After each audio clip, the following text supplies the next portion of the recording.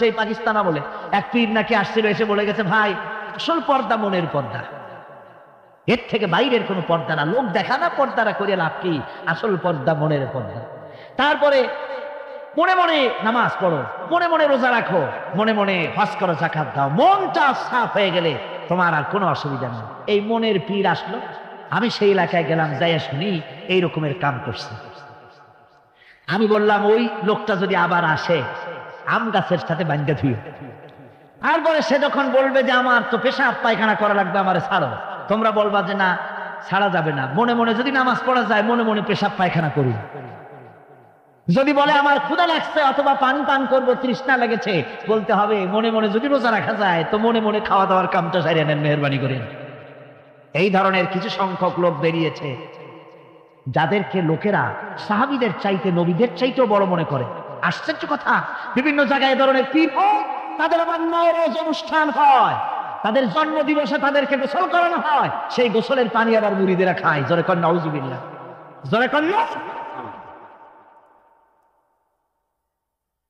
আমার ভাইয়েরা, পীর সাহেবের গোসল করা পানির ভিতরে মুসলমানদের জন্য কোনো বরকত নাই, আছে কিনা বলছো? প্রশ্ন ওঠে না, তার শরীরের কত জায়গা ধুয়ে পানি পড়তেছে, আর সেইটা মুরিদরা খায়, লজ্জা নাই, শরম নাই, ঘৃণা পর্যন্ত নয়। খুলনার এক এলাকা আছে, এক পীর সাহেব, তার মুরিদরা তার পায়ের বুড়ো আঙ্গুল চষে, চুষতে চুষতে প্রায় ঘা বানায় ফেলেছে। তা আমি মুরিদদের জিজ্ঞেস করলাম যে তোমরা এরকম পাঁচ আঙ্গুল চষো কেন? কয় যে হুজুরের মারেফত পায়ের আঙ্গুল দিয়ে পেটের মধ্যে ঢুকবে, সেই জন্য। কি কি ধরনের খোরাফা, কি রাসূল পাক সাল্লাল্লাহু আলাইহি ওয়াসাল্লাম যা করেন নাই, কেন যা করেন নাই, সেগুলি চালু হয়ে গেছে সমাজে। এর থেকে বাঁচতে হবে, আপনাকে মনে রাখতে হবে, কলিজার মধ্যে ঈমান রাখতে হবে। কোন পীর সাহেব, কোন মাওলানা সাহেব ফু দিয়া আমার ভাগ্য ভালো বানায় দেবে অথবা আমাকে ভাগ্য নষ্ট করে দিয়ে, আমি আল্লাহর কসমে বিশ্বাস করি না। আমার ভাগ্য,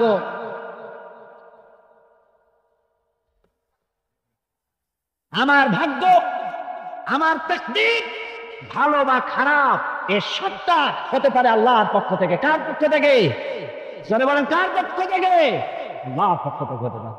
সুতরাং আজকে আমাদের দেশে বহুত নকল পেরিয়ে গেছে। পীর মুরিদি একসময় খুব ভালো ছিল, কিন্তু যে জিনিস যত ভালো তার নকল বেরোয় তত তাড়াতাড়ি। তবে আলহামদুলিল্লাহ, এখনো আলহামদুলিল্লাহ কিছু হাক্কানি পীর এখনো আছে, যারা সমাজের কাজ করেন, যারা ওইভাবে কদম বুসি নেওয়ার জন্য পা আগ বাড়ায় দেয় না। কথা বুঝতে পেরেছে? মানুষকে সর্বনাশ করে না, বরং তাদের ইলম আছে, ইলমের দ্বারা মানুষের কাছে হেদায়েতের কথা শোনায়, সমাজ গঠনমূলক কাজ করে, আল্লাহর কোরআন প্রচার করে। এ ধরনের লোক আছে, তবে এদের সংখ্যা কম। ঠিক কিনা কম? এদের সংখ্যা কম। এরা বিভিন্ন জায়গায় মাজার তৈরি করেছে, মাজারাত তৈরি করেছে, একটা দুইটা মাজার না, বহুত মাজার, গাড়ি বাস সব থামায় থামাইয়া তারপরে তাদের কাছ থেকে, মানুষের কাছ থেকে পয়সা কালেকশন করা হয়। ঠিক কিনা?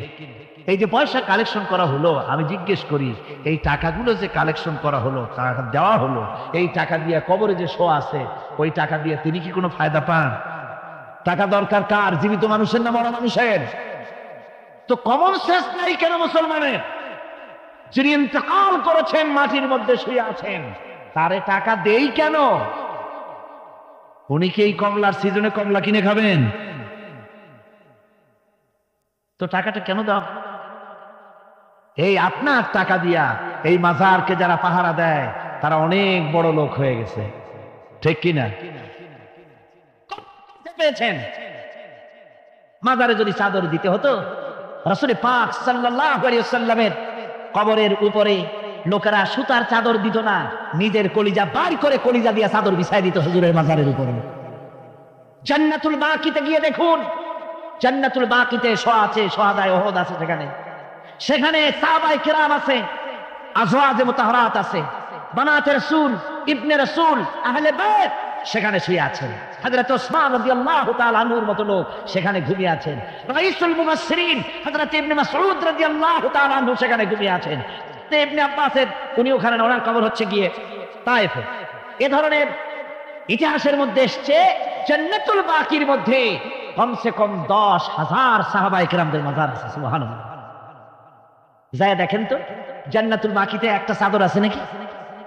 যারা হজ করতে গেছেন কোন চাদর দেখেছেন? আগরবাতি আছে, মোমবাতি আছে, গোলাপ পানি আছে।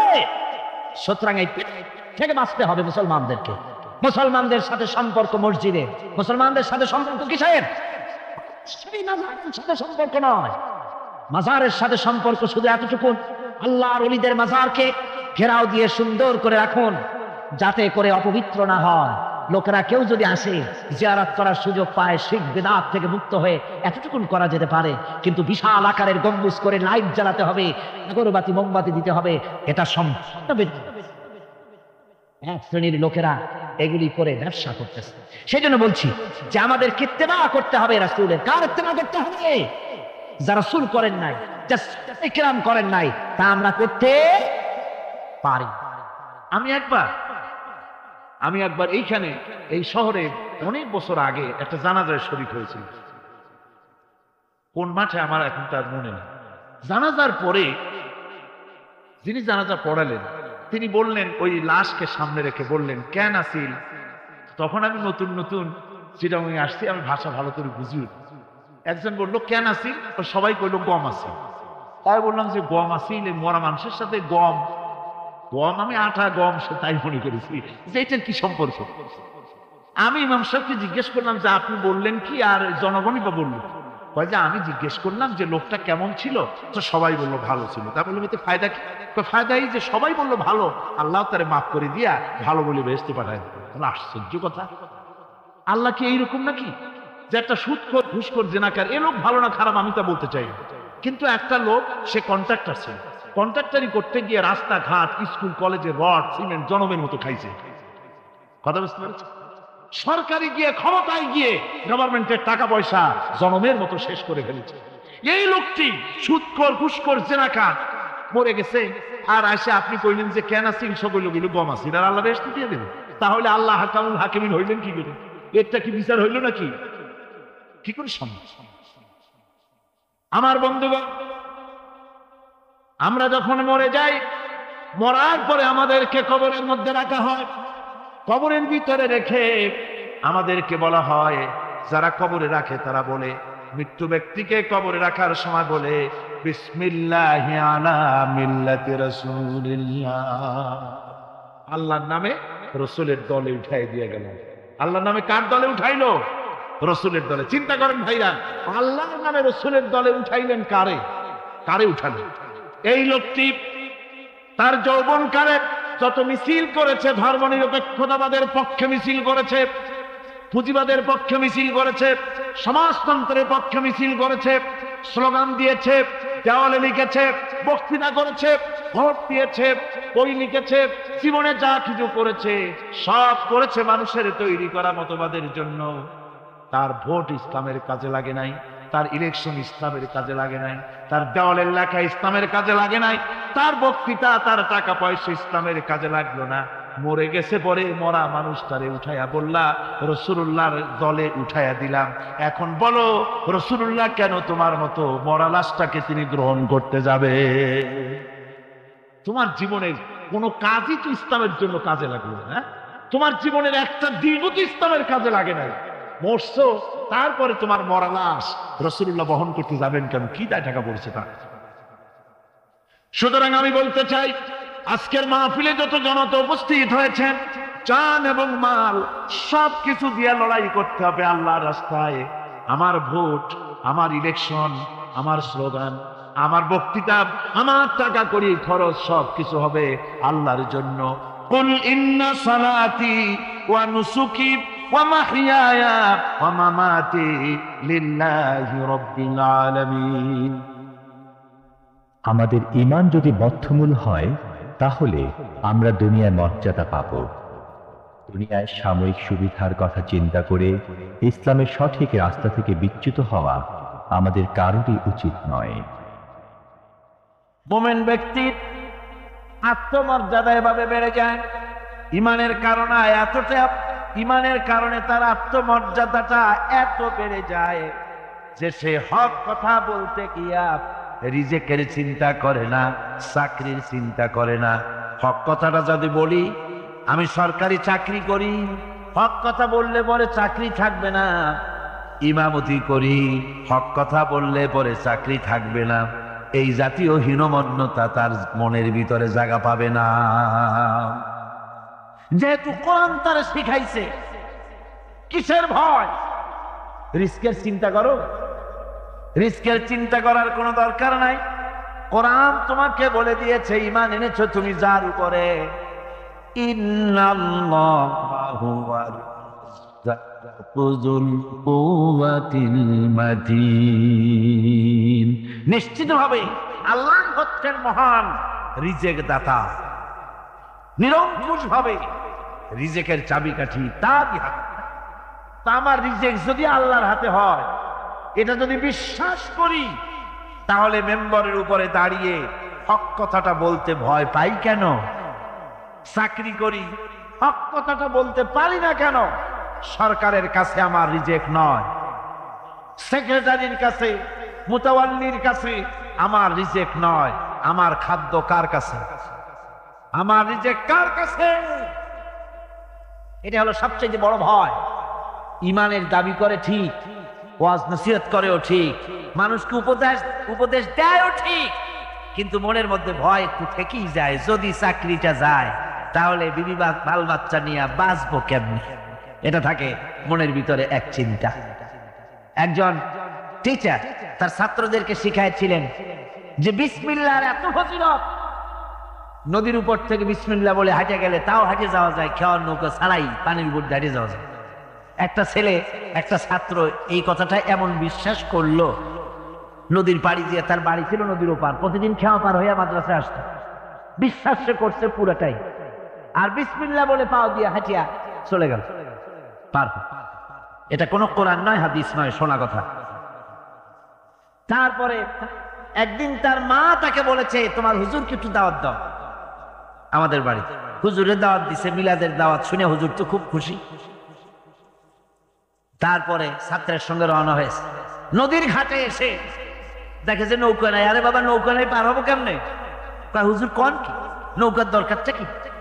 আপনি না বলছেন বিসমিল্লাহ বলে হেঁটে যাওয়া যায়? আমি তো ওইটা শোনার পর আমি প্রত্যেকদিন তো এই কাম করি আসি, নৌকা টুকো লাগে, আসেন না আমার সাথে। ছেলে বিসমিল্লাহ বলে হাঁটা আরম্ভ করছে পানির উপর দিয়ে। ওস্তাদ চিন্তা করতেছে, আমি তো শুধু ওয়াজি করছি, আমল তো করি নাই, কি না কি হয় আল্লাহই জানে। পাজামা হাঁটু পর্যন্ত টাইনিয়া তারপরে বিসমিল্লাহ করে পা দিছে, আর এক ছোটে চুগনি খাইয়া ভিতরে চলে গেছে। সুতরাং মুখ দিয়া বললে হবে না, বিশ্বাস করতে হবে, ইয়াকিন রাখতে হবে, রিস্কের মালিক আল্লাহ, কাউকে ছেড়ে দেব না, এটা বলবোই, তাতে আমার চাকরি থাকুক আর চাকরি যাক। এর নাম হলো আত্মমর্যাদা। এর নাম কি? তো মর্যাদা। নইলে আপনি মসজিদের ইমাম, আর দুর্ভাগ্যজনক সত্য, মসজিদের ইমামগুলি অধিকাংশ ক্ষেত্রে এমন সব সেক্রেটারি মুতাওয়াল্লি হয় যারা ইসলামী আদর্শকে বিশ্বাসী করেন। কথাটা ঠিক কিনা? ধর্মনিরপেক্ষতাবাদী, কিন্তু মসজিদের সেক্রেটারি, মাদ্রাসার সেক্রেটারি, ঈদগাহের সেক্রেটারি। কারণ মুসল্লিরা ভাবে ওনার পয়সা বেশি, ওনারই নেতা বানানো উচিত। অথচ কোরআন নিষেধ করেছে এমন কোন লোক মসজিদের মুতাওয়াল্লি সেক্রেটারি হতে পারে না যে ব্যক্তি আল্লাহর পথে পরিচালিত নয়, যে আল্লাহকে মানুষের চাইতে বেশি ভয় না করে, যে ব্যক্তির ভিতরে দ্বীন নাই, ঈমান নাই, ইসলামী আদর্শ নাই, শুধু পয়সার বিনিময় সেক্রেটারি মেম্বার মুতাওয়াল্লি হয়ে বসে আছে, আর ইমাম ভয়ের চোটে কথা বলেন। আছেন এমন? আচ্ছা, মাদ্রাসা, মসজিদ, ওয়াজ মাহফিল, চাকরির জায়গা, কোর্টে, কাছারিতে, আদালতে, সর্বত্র মুমিন ব্যক্তি বলতে পারবে যখন ঈমান বিল্লাহ পোক্ত হবে। আল্লাহর প্রতি ঈমানটা যখন পোক্ত হবে, তখন সে বুঝবে এ চাকরি আমার পায়ের গোলাম। এখানে যদি আমার চাকরি না থাকে, অন্য জায়গা থেকে রিস্কের ব্যবস্থা আল্লাহ পাক আমাকে করে দিবেন। কাজেই মানুষেরা ভয় করার ব্যাপারে ভয়ের নানান রকমের দিক আছে, কিন্তু প্রকৃতপক্ষে এটা একটা উপমা দিলাম আমি মাত্র। প্রকৃতপক্ষে মানুষের কাছে সবচাইতে বড় ভয় হলো মৃত্যুর ভয়। সবচাইতে ভয় কিসের ভয়? মানুষের ভিতরে যখন ঈমান বিল্লাহ এসে যায়, আল্লাহর প্রতি যখন সে পরিপূর্ণরূপে ঈমান যখন আনে, তখন তার ভিতরে এই চিন্তা আসে, মৃত্যু তো আমার হবে, মৃত্যু থেকে পালাবার উপায় নাই। পালাবার উপায় যদি থাকতো তাহলে না হয় অবশ্যই ভয় পেতাম না, কিন্তু মৃত্যু থেকে তো পালাতে পারবো না। তখন কাপুরুষ হবো কেন? তখন তো বীর পুরুষের মতো জীবন দিতে হবে। কিসের মতো দিতে হবে জীবন? আল্লাহ রাব্বুল আলামিন কোরআনে কারীমের মধ্যে বলে রেখেছেন, ঈমানদার লোক আল্লাহরে যে বিশ্বাস করে তার বড় উপকার হলো মওতকে পরোয়া করে না। মওতকে পরোয়া করে না বলে তার পক্ষে সমস্ত কাজ সহজ হয়ে যায়।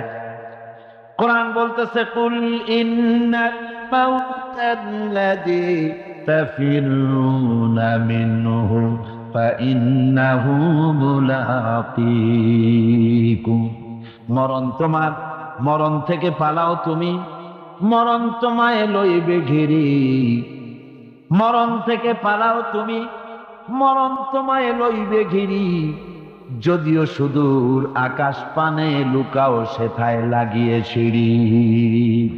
হে মহারোগের চিকিৎসক নাই, নাই সে ঔষধ জগতে। খুঁজিয়া কাতর হইলে কি হবে, পারিবে না তারে ফিরাতে। এ মৃত্যু আস, মৃত্যুর হাত থেকে বাঁচবার কোন উপায় যখন নাই, তখন সেই মৌত কাপুরুষের মৌত কেন হবে? ঈমান এই উপকার করে মানুষকে, বুকটারে বড় বানায় দেয়। মানুষ শুকনা হতে পারে কিন্তু কলজেটা বিরাট হয় তার। নাবিকেরা যখন চলে জাহাজ চালাবার সময় দিনের বেলায় সূর্য দেখে দিক নির্ণয় করেন, আবার রাতের বেলায় যেন পথ না হারায় সেজন্য আকাশে তারকা রয়েছে, তারকা দেখে দেখে তারা পথ চালায়, পথ নির্ণয় করে নেয়। তাদের কম্পিউটার রয়েছে, রাডার রয়েছে। এরপরে এই পাখিগুলিকে কোনো রাডার নাই, কে তারে পথ দেখালো, কে তাকে বুঝাই দিল। এত মাস ওড়ার পরে, এতদিন ওড়ার পরে এই রাস্তায়, এই অ্যাঙ্গেলে, এই পথে গেলে পরে সিলেটের সুনামগঞ্জের হাওড় পাবি। এই পাখিগুলিকে কে নেভিগেট করে বাংলাদেশে পৌঁছায় দিল? তিনি কে? জোরে বলেন, তিনি কে? আল্লাহ সুবহানাহু ওয়া তাআলা। আল্লাহরে তালাশ করে পায় না। এসব চিন্তা করলে মানুষের মাথা হেট হয়ে যাবে, মানুষ মাথা মাথা করে দেবে। এই জন্য বড় বড় বিজ্ঞানী যারা, তারা নাস্তিক হয় না, নাস্তিক হয় ছাগল পাগল। লেখাপড়া কম, 2.5 খান বিজ্ঞানের বই, 3 খান ইংরেজির বই, এইগুলো পড়িয়া বাড়ি চলে আসে, কয় যে সব বুঝছি। বলে বাবা কি বুঝেছ? কয় বুঝেছি এই, দেয়ার ইজ নো গড, স্রষ্টা বলতে কেউ নাই। রাম ছাগল। আল্লাহরে চিনলে, আল্লাহরেই যদি না চিনলে তাহলে কিছুই চেনা হলো না। আল্লাহ পাক বলছেন, এ ধরনের অসংখ্য দৃষ্টান্ত পৃথিবীতে আমি রেখে দিয়েছি। الذي خلق 7 سماوات طباقا ما في خلق الرحمن من تفاوت। আল্লাহ রাব্বুল আলামিন বলেন, আকাশের দিকে তাকায় দেখো, জমিনের দিকে তাকায় দেখো, এই আকাশটাকে কি সুন্দর থরে থরে করে আমি সাজাইছি। ক্ষমাশীল তিনি, সপ্ত আকাশ রচিলেন থরে থরে, কোন ত্রুটি হেরিবে না তার পূর্ণ সৃজন পরে। চাও তুমি তার সৃষ্টি পানে, দেখো কিছু ভুল চোখ, ফিরাও তোমার নয়নখানি, ফিরাও তোমার মুখ। আল্লাহ পাক বলছেন, আকাশের দিকে তাকাও, জমিনের দিকে তাকাও, বারবার তাকাও, দেখো আমার সৃষ্টি নৈপুণ্যতার ভেতরে কোন ভুল আছে নাকি, তাকায় দেখো তো। কে বলতেছেন? আল্লাহ পাক। নিজের শরীরটার দিকে তাকাও, কি সুন্দর করে বানাইছে। এখন তুমি বলো যে এর থেকে আরো সুন্দর কি হইলে হইতো? চোখ দুটো যেখানে আছে, এই চোখ যদি চলে যেত বগলের তলে, ভালো হইতো? কি কর? যেখানে যাইতেন দেখার জন্য হ্যান্ডস আপ করা লাগবে। কেউ যদি আল্লাহর সৃষ্টি নয় সম্পর্কে 1 ঘন্টা চিন্তা করে, গবেষণা করে, রব্বুল আলামিন তার আমলনামায় 60 বছরের নফল ইবাদতের সওয়াব লিখে দেন। চিন্তা করো, গবেষণা করো, কি সুন্দর করে বানালাম। আমি এই আলোচনা করতে গিয়ে তাই ওই দৃষ্টান্তটা মানুষকে শুনাই। একজন বুজুর্গ ব্যক্তি এক বট গাছের তলায় শুয়ে জিকির করতেছিলেন, আল্লাহ তেলাওয়াত করতেছিলেন। হঠাৎ করে তেলাওয়াত করতে গিয়া এই আয়াত পড়লেন, হাল তারা মিন ফুতুর, আমার সৃষ্টি জগতের মধ্যে কোনো ভুল দেখতে পাও? উনি গাছের দিকে তাকায়, কয় আল্লাহ তোমার সৃষ্টির মধ্যে ভুল ধরার উপায় কারো নাই, কিন্তু একটা জিনিস যখন তুমি বলেছো যে ভুল আছে নাকি, দেখো কোন ত্রুটি আছে নাকি? ত্রুটিও নাই, ভুলও নাই, তবে আমার কাছে একটা জিনিস বেমানান লাগে, সেটা হলো এই, নারকেল গাছ যেমন ফলটাও ওই রকম, তাল গাছ যেমন ফলটাও অত বড়, বেল গাছ যেমন ফলটাও অত বড়, কিন্তু এত বড় বিশাল বট গাছ ফল সব এতটুকু এতটুকু। গাছটা যেমন বড়, ফলটা ওই রকম হয় নাই, তা আমি তো আর ত্রুটির কথা বলতে পারবো না, তুমি আল্লাহ আর আমি গোলাম। কিতাবের মধ্যে এসেছে আল্লাহর ওই বান্দাই চিন্তা করতেছে, হঠাৎ করে বাতাসে ডালে ডালে বাড়ি লেগে আধা পাকা একটা বটের ফল বৃন্তুচ্যুত হয়ে গাছের থেকে ছিটকে পড়ে বুজুর্গের নাকের উপরে ঠস করে পড়ছে। বুজুর্গ ব্যক্তি বলছে আল্লাহু আকবার, সেজদায় পড়ে গেছে, আমার কথার জবাব পেয়ে গেছি। এই যে গাছের তলা আমি শোয়া, বটের ফলটা যে পজিশন নিয়ে পড়ছে নাকের উপরে, আমার চিন্তা মতো যেমন গাছ তেমন ফল যদি হইতো, নাকও যাইতো, কল্লাও শেষ হয়ে যাইত।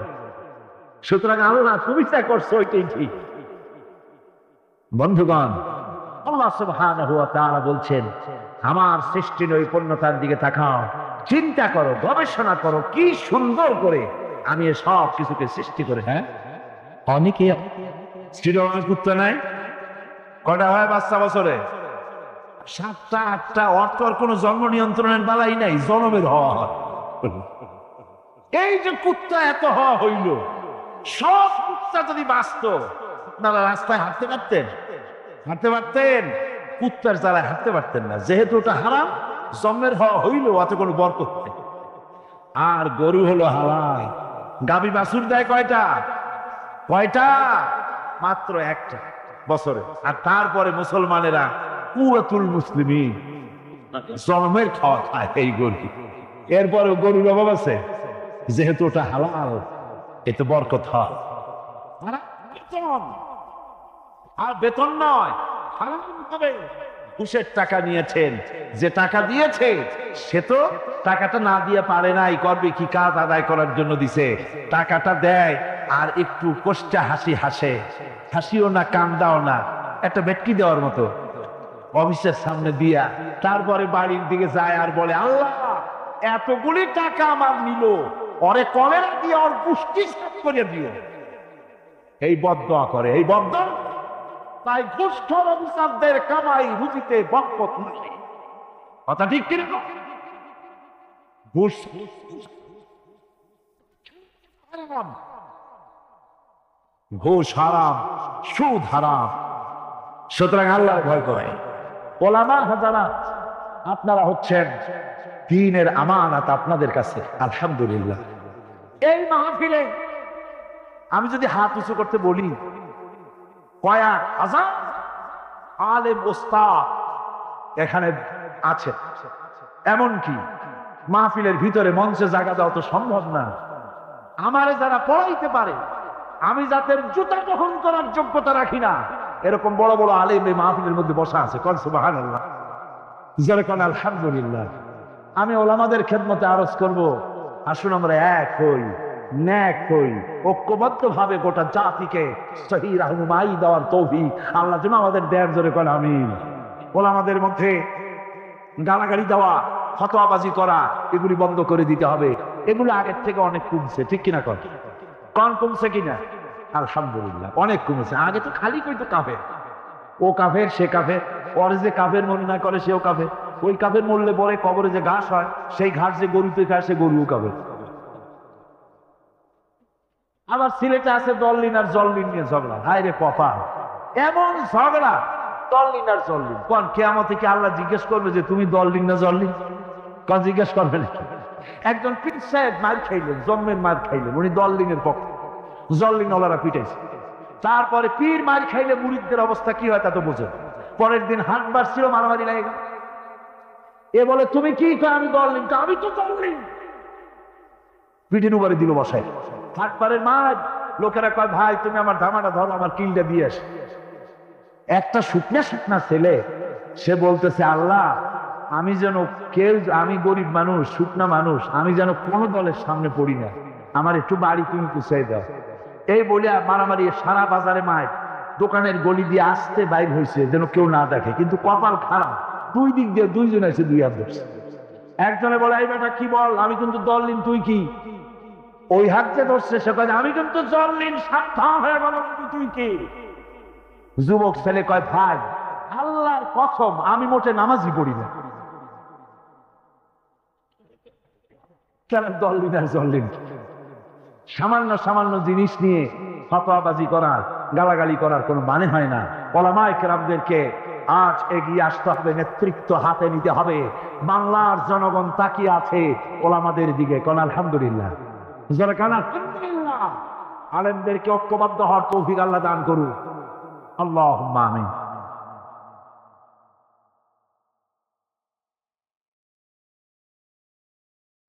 যত কথা সব রেকর্ড হচ্ছে। সুবহানাল্লাহ। আস্তে বলেন জোরে বলেন, সব আল্লাহ শুনতে পান। এই যে আমি বক্তৃতা করতেছি, আমার বক্তব্য অনেক ক্যাসেটগুলি ধারণ করছে, ভিডিও অডিও ক্যাসেট ধারণ করছে। 50 বছর পর যদি চ্যালেঞ্জ হয়, সাইদি পল্টনের মাঠে এই কথা বলেছিল, আর সেই পর্যন্ত যদি আমি বেঁচে থাকি, অদ্দূর আশা করি না, যদি বেঁচে থাকি, যদি একটা লাগাই দিন, তাহলে আমি যদি বলি ওই কথা আমি বলি নাই, আর রেকর্ড যদি বাজানো হয়, তখন আমার মুখ বন্ধ হয়ে যাবে না? বলেন ঠিক কিনা? তাহলে এই ফিতার মধ্যে আমার কথা এবং আমার মুভমেন্ট, আমার চোখের, হাতের, আঙ্গুলের যা করতেছি, এ সবগুলি রেকর্ড হচ্ছে কিনা? একটা প্লাস্টিকের ফিতার উপরে সব উঠতেছে। এই বুদ্ধিটা কে দিলেন? কে দিছেন? যে আল্লাহ রাব্বুল আলামিন মানুষের মাথায় বুদ্ধি দিলেন। ফিতার ভিতরে তার কথা, তার চেহারা, তার অ্যাক্টিভিটিস সব রেকর্ড হয়ে যেতেছে। যিনি এই কাজ করে দিলেন, যিনি এই বুদ্ধি দিলেন, সে আল্লাহ রাব্বুল আলামিনের অটোমেটিক ক্যামেরা ফিট করা আছে, যার মধ্যে আপনার আমার কাজগুলি সব ছবি উঠে যেতেছে। একবার লন্ডনে এক গাড়িতে আমি যাচ্ছি, রাত 2:30, রেড সিগন্যাল জ্বলছে, ড্রাইভার গাড়ি থামায় দিয়েছে, রাস্তার গাড়ি নেই। আমি বললাম গাড়ি তো আর নাই, আপনি তো যেতে পারেন। ড্রাইভারকে বললাম, বললো না উপায় নেই। কেন উপায় নেই? বললো যে এই ট্রাফিক লাইটের সাথে ক্যামেরা সেট করা আছে, ক্রস করি রেড লাইট চলাকালীন সময়, তাহলে সকালবেলায় পরের দিন আমার নামে চিঠি এসে যাবে, বল্টু মিয়া আপনার গাড়ির নম্বর এত নম্বর গাড়ি নিয়ে রাত 2:35 15 সেকেন্ডের সময় আপনি রেড সিগন্যাল ক্রস করেছেন। আপনি কোর্টে দেখা করুন এবং জরিমানা দেন। যদি না যাওয়া হয়, লাইসেন্স ক্যান্সেল হয়ে যাবে। ওইখানে ট্রাফিক সিগন্যালের সাথে ক্যামেরা সেট করা আছে, তাই রেড সিগন্যাল মানুষেরা ভয়তে ক্রস করে না। আল্লাহ রাব্বুল আলামিনের ক্যামেরাগুলি দেখা যায় না, অহরহ নামাজ রোজাও করে, আর সমানে আল্লাহ লাল বাতিগুলো ক্রস করে। আল্লাহ লাল বাতি কি? আল্লাহ লাল বাতি মদ খেও না, জেনা করো না, জুয়া খেলো না, ঘুষ খাইও না, ঘুষ দিও না, সুদ খাইও না, সুদ দিও না, মিথ্যা কথা বলো না, ওয়াদা খেলাপ করো না। এ সমস্ত লাল বাতিগুলি তিলকা হুদুদুল্লাহ, এ সবগুলি আল্লাহর বর্ডার। ফালা তাদুহা, আল্লাহ রাব্বুল আলামিন বলেছেন আমার এই বর্ডারগুলি ক্রস করো না। মানুষের আল্লাহর ক্যামেরা দেখে না, তাই সমানে বর্ডারগুলি ক্রস করতেছে। ক্যামেরাগুলি সচল রয়েছে, কিয়ামতের ময়দানে রব্বুল আলামিন এগুলিকে হাজির করে দিবেন। আল্লাহ পাক বলছেন দেখো, ওয়া ইন্না আলাইকুম লাহাফিযিন কিরামান কাতিবিনা ইয়ালামুনা মা তাফআলুন। সম্মানিত লেখক তোমার সাথে লাগিয়ে দিয়েছি, ইয়ালামুনা মা তাফআলুন, সব জানে তারা যা তোমরা করো। সুবহানাল্লাহ, সুবহানাল্লাহ। শুধু তাই নয়, ইয়ালামু খায়িনাতাল আ'য়ুনি ওয়া মা তুখফিস সুদুর। তোমার চোখ কি লুকোচুরি ঘরে, তোমার চোখ কি কামনা বাসনা দিয়া কি দেখে, আর তোমার অন্তর কি গোপন করে কেউ জানে না, আমি আল্লাহ রাব্বুল আলামিন জানি। বলে কি আমরা যখন তাফসীর করি, ওদের তো পত্রিকা আছে, পার্শ্ববর্তী দেশের টাকায় পত্রিকা চলে, বিশাল বিশাল বিল্ডিং ওঠে, ঠিক না? বলে ওরা বলে কোরআনের তাফসীরের নামে কোরআনের অপব্যাখ্যা করা হয়। আরে বাবা, ব্যাখ্যা বুঝলে না অপব্যাখ্যা বুঝা যায়। তুমি কি কোরআনের ব্যাখ্যা জানো? তো ব্যাখ্যাই তো জানো না, তো অপব্যাখ্যা তুমি বুঝো কি করিয়া? ঢাকা শহরে এক বিশাল বিল্ডিং উঠতেছে, একজন পানের দোকানদার যে যদি ইঞ্জিনিয়ারকে বলে আপনার এই প্ল্যানে ভুল হয়েছে, কি কন? পানের দোকানদারে হেমায়তপুর পাঠান লাগবে না যে বেটা মাথা যাও, তোমার ছিল ভালো, সব শেষ। ইঞ্জিনিয়ারের প্ল্যানে ভুল ধরে পানের দোকানদার, এটা কথা হইল? বড় ব্যারিস্টার আর্গুমেন্ট করতেছে হাইকোর্টে আসামির পক্ষে, সদরঘাটের এক পুলিশে কয় আর্গুমেন্টের জাতো না, আমি করবো। হইব কথা? হবে না। আপনাকে যদি বলে এখানে অনেক রেডিও টেলিভিশনের দোকান আছে, নষ্ট হয়ে গেছে, সারবার জন্য আনছে, এত তো লম্বা লম্বা বক্তৃতা করেন, পারলে টেলিভিশনটা ভালো করে দেন। আমার তো কান্দা ছাড়া পথ থাকবে না, কারণ আমি জানি না ওরা সারে কেন, ঠিক কিনা? তাই চেয়েছে জানে না, এইটা বলার মতো, সেইটা জানার দাবি করার মতো আহাম্মক বেউকুফ পৃথিবীতে আর হতে পারে? তোমরা বুদ্ধিজীবী যারা দাবি করো কোরআনের কাছেও আসো নাই, ব্যাখ্যা না অপব্যাখ্যা তা বুঝবো কি করে? বুঝতে হলে আগে কোরআনের কাছে আসো। বুদ্ধির ঠেলায় মাথার চুল তো সব শেষ করছো। দেখেন না বুদ্ধিজীবী যেগুলো আছে, মাথা চুল টুলটা ইন্টারন্যাশনাল এয়ারপোর্ট, মাথার আত্মাউলি, স্টেডিয়ামের মতো, চতুর্দিকে দর্শক, মাঝখানে খালি, আর মাথা গরম। আলেমের নাম শুনলে, ইসলামের নাম শুনলে মাথা এত গরম, চাল পানি গরম করার জন্য কেটলি চুলায় খাওয়া লাগে না, ওদের মাথায় ফিরে 5 মিনিটই পানি গরম। কাজী কোরআনের কাছে আসো, আসল বুদ্ধি এখানে। কোরআন মানুষকে মানুষ বানায়। কোরআন যদি নাজিল না হতো পৃথিবীতে, এই পৃথিবী মানুষের আবাস স্থল হতো না, জানোয়ারের আবাস ভূমিতে পরিণত হয়ে যেত। সুতরাং কোরআনের কাছে আসতে হবে। কিসের কাছে আসতে হবে? কোরআনের কাছে আসতে হবে। কোরআন এক বিশাল মহাসমুদ্র। কিছু শিখতে চাও, কোরআনের কাছে আসো। যেসব নেতাদের পিছনে ঘোরো, এ কথাগুলি বলবো ইনশাআল্লাহ। বলেন ইনশাআল্লাহ। আসল জায়গায় ফিরে আসতে হবে যদি মুক্তি পেতে চাও। এখন ভূমিকাই যদি লম্বা হয়ে যায়, তাহলে আসল কথা পিছনে পড়ে যাবে। সেই জন্য আসুন মূল কথায় ফিরে যায়। কোরআন পৃথিবীতে সব থেকে বেশি লোকেরা পড়েছে এবং কিয়ামত পর্যন্ত পড়বে। এই কোরআন কেউ নষ্ট করতে পারবে না। হাফেজ মাইয়া যদি হাফেজ মারো, আলেম মারো, মৌলানা মারো, মাদ্রাসা বন্ধ করো, মসজিদ বন্ধ করো, জামল্লায় তাই করো। এই যে এখন মাদ্রাসা মসজিদের পাশে লাগছে কলকাতা। সুতরাং ভাইদের বলি, সাংবাদিক, সাহিত্যিক, ফিচার লেখক, কলামিস্ট, বুদ্ধিজীবী, কবি, শিক্ষক, চিকিৎসক, রাজনীতিবিদ, পেশাজীবী, পুরুষ, নারী, সকল মানুষের জন্য ওপেন টু অল কোরআনের মাহফিল। কিছু শিখতে চাও, ভদ্র হতে চাও, মানুষ হতে চাও, মানুষের সাথে মানুষের মতো ব্যবহার করতে চাও, দুনিয়ার শান্তি চাও, কিয়ামতে জাহান্নাম থেকে বাঁচতে চাও, কোরআনের মাহফিলে আসো। আরেকটি কথা বলি, তারপরে শুরু করি। অনেকের ধারণা, কেউ কেউ এরকম আছে, মাহফিলে বক্তব্য শুনে যাওয়ার সময় বলে, গেছিলাম তাফসির শুনতে, খানিকটা রাজনীতি বলে। কিন্তু তারা বলে ওই সব লোক যারা কোরআন জানে না, কোরআন সম্পর্কে জ্ঞান নাই। আমি আপনাদেরকে বুঝায় বলি, কোরআন একখানা কিতাব। বেদ হিন্দুদের ধর্মগ্রন্থ, ঠিক না? বাইবেল খ্রিস্টানদের ধর্মগ্রন্থ। ত্রিপিটক এটা কাদের? বুদ্ধদের। তারপরে চিন্তাবিস্তা। এই যে যতগুলি ধর্মগ্রন্থ পৃথিবীতে আছে, কোরআন বাদে কোন ধর্মীয় পুস্তক দাবি করে না, ক্লেম করে না যে আমার মধ্যে রাজনীতি আছে। কেউ দাবি করে না, কেউ এটা বলতে পারবে না। রাজনীতি, অর্থনীতি, সমাজনীতি, শ্রমনীতি কেমনে চলবে, এমনকি স্বামী স্ত্রীর সম্পর্ক, পিতামাতার সম্পর্ক কিভাবে হবে, বেদ, বাইবেল, ত্রিপিটক বলতে পারবে না, নাই এর মধ্যে। ধর্মীয় পুস্তক নাম শুনে কোরআন না বুঝা বেদের সাথে বেদের মতো কোরআনকে মনে করেছে।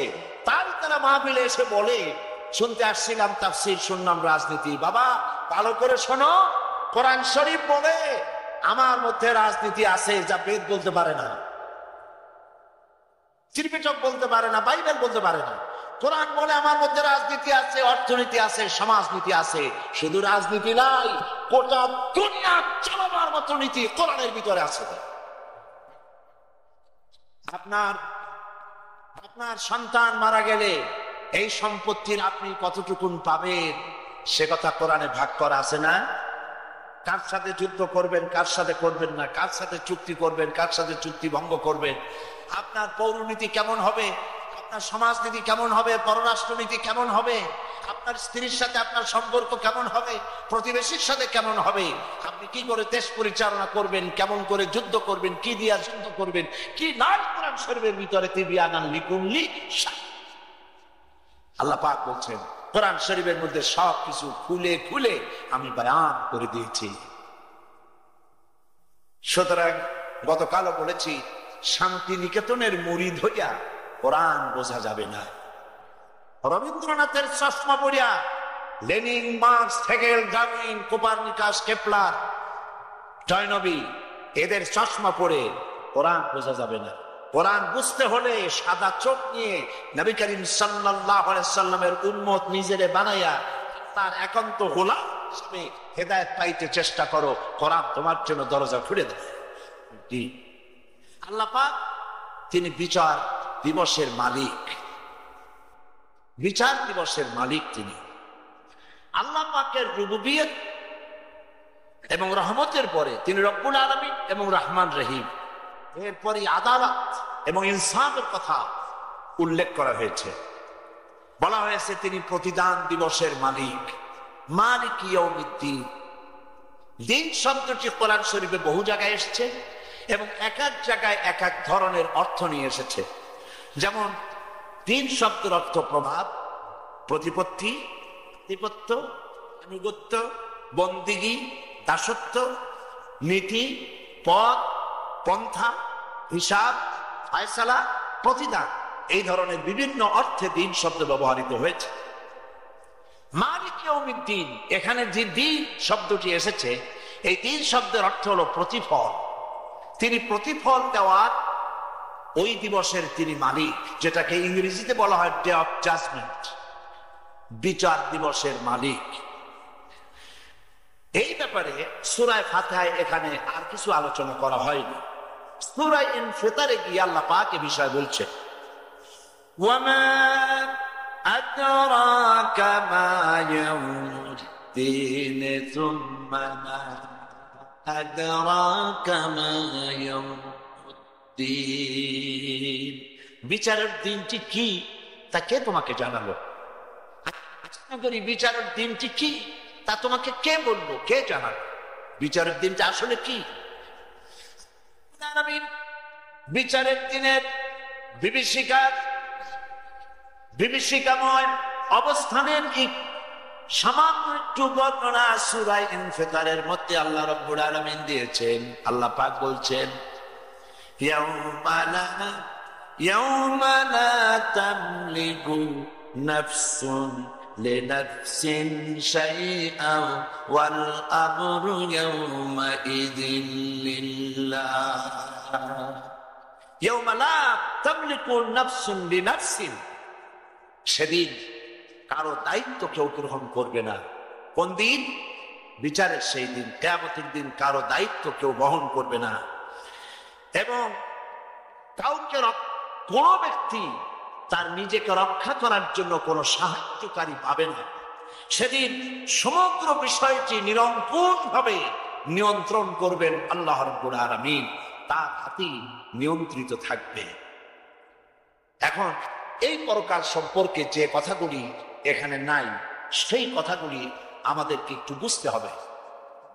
গোটা কোরআন শরীফের ভেতরে আল্লাহ পাক যত কথা বলেছেন, তার মধ্যে কিয়ামত, মওত, হাসর, কবর, সিরাত, মিজান, জাহান্নাম, জান্নাত, অর্থাৎ মৃত্যুর পর থেকে নিয়ে পরকালীন জীবন সম্পর্কে যত কথা আল্লাহ বলেছেন, সমস্ত কথাগুলি যদি এক জায়গায় করা হয়, তাহলে গোটা কোরআন শরীফের 1/3 হবে, 10 পারার সমান হবে পরকালের। এই পরকালের বিষয়টি আমাদেরকে বুঝতে হবে। নবী করিম সাল্লাল্লাহু আলাইহি ওয়াসাল্লাম তিনি যখন দাওয়াত দিয়েছেন আরব ভূখণ্ডে, সেই দাওয়াত ছিল তাওহীদ, রিসালাত, আকীদা, এই তিনটি বিষয়। কয়টি বিষয় বলুন? তিনটি বিষয়। এই তিনটি বিষয়ের উপরে কাফেররা তাওহীদের উপরে তেমন আপত্তি করেনি, করেছে, তবে তারা নিজেরা চিন্তাও করেছে। নবী করিম সাল্লাল্লাহু আলাইহি ওয়াসাল্লাম বলেছিলেন, হাতের বানানো খোদা, তোমরা হাত দিয়ে যে সমস্ত খোদা বানাইছো, হাত দিয়ে যে সমস্ত স্রষ্টা বানিয়েছ, এরা তোমার কোন উপকার করতে পারবে না। এগুলি তাদেরকে চিন্তায় ফেলে দিয়েছিল। আসলে রিসালাত সম্পর্কেও তারা চিন্তা করতেন, মুহাম্মদ সাল্লাল্লাহু আলাইহি ওয়াসাল্লাম নিজেকে রাসূল বলে দাবি করছেন। এ ব্যাপারে তারা চিন্তা করতো মুহাম্মদ সাল্লাল্লাহু আলাইহি ওয়াসাল্লাম তো মিথ্যাবাদী নন, তাকে লোকেরা আল আমিন বলতো, সাদিক বলতো, সত্যবাদী বলতো। সেই জন্য এই বিষয়টিও সরাসরি তারা প্রতিবাদ করতে পারত না। 3 নম্বরে রাসূল বলেছেন আখিরাতের কথা। এই বিষয়টা কাফেরেরা খুব চিন্তা পড়ে গেল এবং তারা বিদ্রূপ করত। তারা যখন এক জায়গায় বসতো, তখন তারা এই নিয়ে আলোচনা করত, যেটা কেমন কথা, মানুষ মরে যাওয়ার পর আবার জিন্দা হবে, এইটা আমরা তো জীবনেও শুনি নাই, বাপ মায় বলে নাই, দাদারা বলে নাই, নানারা বলে নাই, এটা কথা হইল মানুষ মরার পর আবার জিন্দা হবে, এটা কেমন কথা? ওরা বুঝতে পারত না। সেই জন্য তারা বলতো কি, ইন হিয়া ইল্লা হায়াতুনা দুনিয়া ওয়া মা নাহনু বিমাবউসিন। এই দুনিয়ার জীবনটাই তো সব, এখানে আমরা জন্মগ্রহণ করেছি, এখানে আমরা মরে যাব, আর কখনোই আমরা জীবিত হব না। এটাই ছিল তাদের ধারণা, জীবিত আর কোনোদিন আমরা হব না। সুতরাং মুহাম্মদ সাল্লাল্লাহু আলাইহি ওয়াসাল্লাম কি কথা বলছেন, মরে যাওয়ার পর আবার জিন্দা হব? তারা অবিশ্বাস করতে করে কাফের বেঈমানেরা কথা বলতো, وقالوا أئذا ضللنا في الأرض أئنا لفي خلق جديد। আমরা যখন মরে মাটির সাথে মিশে যাব, গলে যাব, পচে যাব, এরপর আবার চিন্তা হবে, একটা কথা হইল, তোমরা যদি বলে দাও, তোমরা যদি পাথর হও, লোহাও হয়ে যাও, আল্লাহ পাক তোমাদেরকে আবার চিন্তা করবেন। পেছনে একটু জোরে সরে জিকির করেন, লা ইলাহা, একদম পিছনে, লা ইলাহা ইল্লাল্লাহ, কমাই দিতে হবে, একদম কম।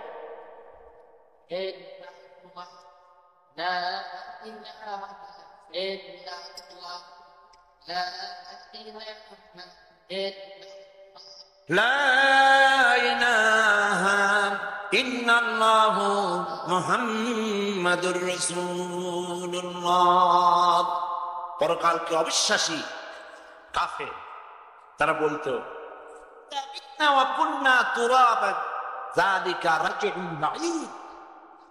আমরা মরে যাব, মাটির সাথে মিশে যাব, আবার আমাদেরকে চিন্তা করা হবে। এটা বুদ্ধি বহির্ভূত কথা, মাথার মধ্যে ঢোকেনি। কে আমাদেরকে আবার চিন্তা করবে যে একবার মাটির সাথে মরে গেলে, পচে গেলে, গলে গেলে কমাতে হবে একদম, আবার কে আমাদেরকে চিন্তা করবে? এগুলি ছিল তাদের কাফেরদের, পরকালকে অবিশ্বাসকারীদের প্রশ্ন ছিল এটাই। জবাবে আল্লাহ পাক বলছেন কাইফা তাকফুরুনা বিল্লাহি ওয়া কুনতুম আমওয়াতান ফাআহইয়াকুম সুম্মা ইউমীতুকুম সুম্মা ইউহয়ীকুম সুম্মা ইলাইহি তুরজাউন। আল্লাহ রাব্বুল আলামিন বলেন, কেমন করে তুমি আল্লাহর সঙ্গে কুফরি করো? তুমি ছিলে মৃত, তোমাকে চিন্তা করা হলো, আবার তুমি মরে যাবে, মরার পরে আল্লাহ রাব্বুল আলামিন আবার তোমাকে চিন্তা করবেন। কেমনে করবেন শোনো। আলাম ইয়াকুন নুতফাতাম মিন মানিজ্জিন ইউমনা সুম্মা কানা আলাকাতান ফাখালাকা ফাসাওয়া فجعل منه الزوجين الذكر والأنثى ألم يكن نطفة من مني يمنى তুমি কি সবেগে নির্গত এক ফোঁটা নাপাক পানি ছিলে না? তারপরে আল্লাহ পাক তোমাকে আকৃতি দিয়ে মানুষের আকার দান করেন নাই? এরপরে মায়ের পিঠের ভিতরে তোমাকে কাউকে নারী, কাউকে শিশু, কন্যা, কাউকে কন্যা, কাউকে পুরুষ, কাউকে পুত্র পুরুষ আকারে, কাউকে কন্যা আকারে মায়ের পেটে আল্লাহকে সৃষ্টি করেন নাই? বলেন করেন নাই? কে করেছে? আল্লাহ রাব্বুল আলামিন বলেন আলাইসা যালিকা বিকাদিরিন আলা আন ইউহইয়াল মাউতা। যে আল্লাহ রাব্বুল আলামিন এক ফোঁটা নাপাক পানি দিয়ে মাতৃগর্ভের ভিতরে সন্তান তৈরি করলেন, বিনা মডেলে, বিনা আদর্শে সুন্দর করে তৈরি করলেন, কোন নমুনা ছাড়াই তৈরি করলেন। আবার মায়ের পেটের ভিতরে কাউকে কন্যা, কাউকে পুত্র বানালেন। সে আল্লাহ রাব্বুল আলামিন তোমার মৃত্যুর পরে বুঝি আবার জিন্দা করতে পারবেন না? পারবেন না? বলেন অবশ্যই পারবেন, অবশ্যই পারবেন। আমার প্রিয় ভাইরা, আল্লাহ রাব্বুল আলামিন কোরআনে কারীমের ভিতরে এই পরকালের কথা, আখিরাতের কথা বুঝাইছেন। কারণ একমাত্র মানুষের চরিত্র ভালো হতে পারে আখিরাতের বিশ্বাসে। আখিরাতের বিশ্বাস ছাড়া মানুষের চরিত্র ভালো হওয়ার পথ নাই। স্টেডিয়ামে দুইটা দোকান আছে, ধরুন দুইটা দোকান। একটা দোকানের কর্মচারীদের ধারণা যে মালিক এখানে আসে না, হিসাব কিতাবের কোনো বালাই নাই, হিসাব কিতাবের কোনো খাতাপত্র নাই, আর মালিকও এখানে আসে না, জমা খরচের কোনো খাতা নাই।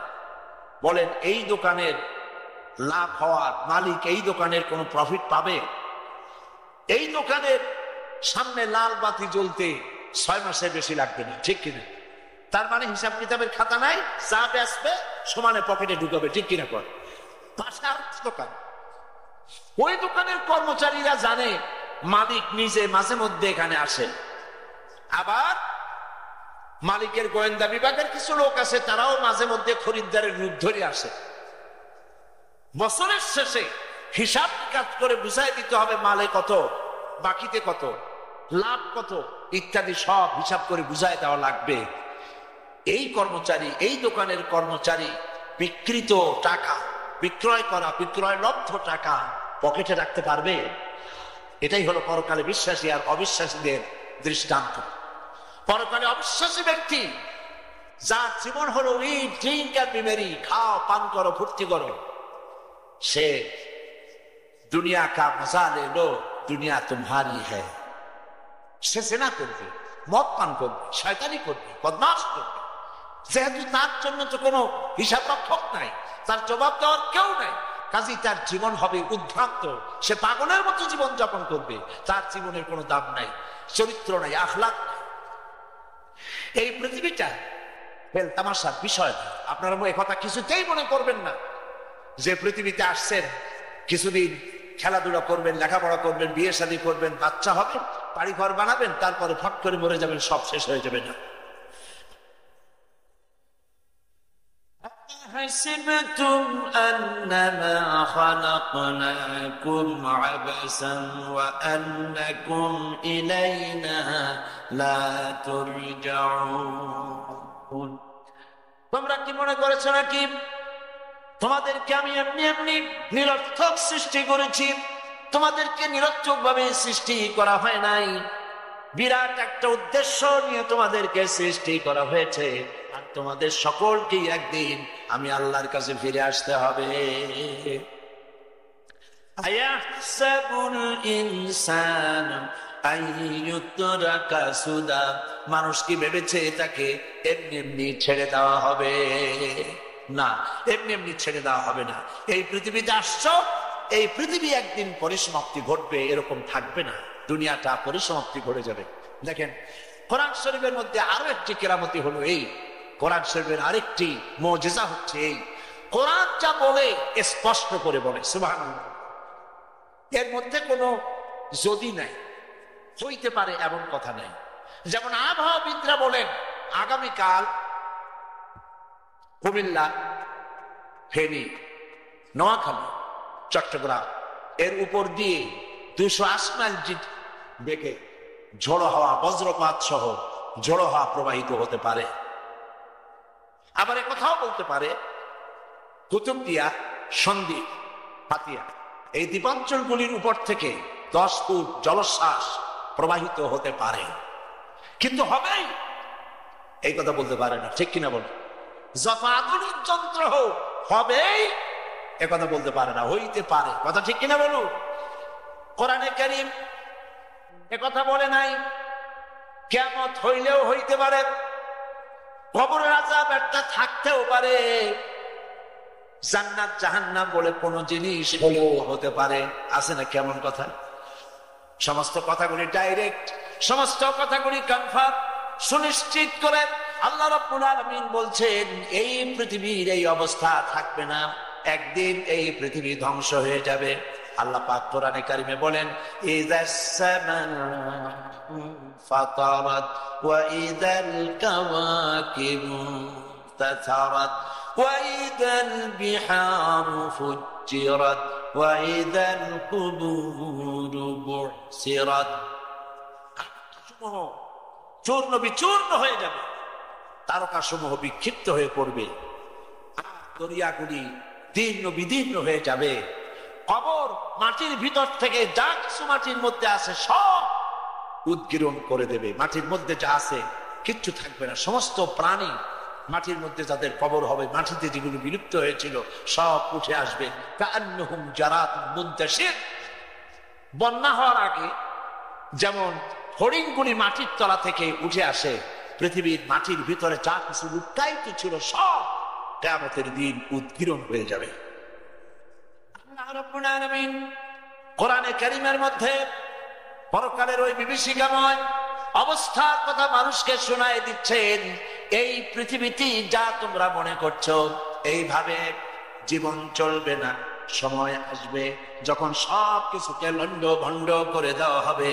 আল্লাহ পাক কোরআন শরীফে বলেছেন ফাইদা বারিকাল বাসার ওয়া খাসাফাল কামারু ওয়া জুমিআশ শামসু ওয়াল কামার, যখন চক্ষু বিস্ফারিত হয়ে যাবে, চাঁদ তার আলো হারিয়ে ফেলবে, চন্দ্র আর সূর্য একাকার হয়ে যাবে।